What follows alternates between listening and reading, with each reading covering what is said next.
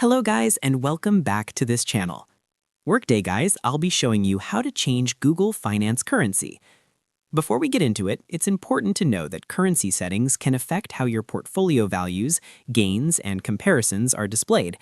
Different currencies can slightly change how performance looks due to exchange rate fluctuations, so keeping everything consistent helps with better financial tracking and clearer analysis over time. So guys, the first thing that you of course need to do is go to Google and type in Google Finance. Then when you type that, you just need to go and log in with your Google Finance account. But now guys, let's see how you can actually go and change Google Finance currency. So if you're looking to change the currency in Google Finance, here's a way to of course do it. Inside your portfolio, go to Finance. So basically, you need to have a portfolio like this. Create a new one if you don't have one. Click on it, then of course you can change it inside your portfolio. Google Finance allows you to change the currency for individual portfolios, but not for the homepage. It also helps investors compare assets more effectively without needing external conversion tools.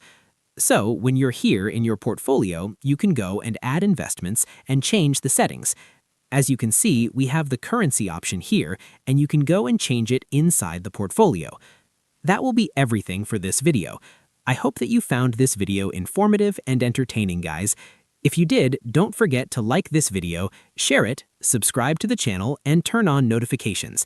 This really helps support the channel and allows me to keep creating helpful content like this for you. So guys, that will be everything for this video. I hope you enjoyed it, and guys, as always, I'll be seeing you in the next video on this YouTube channel.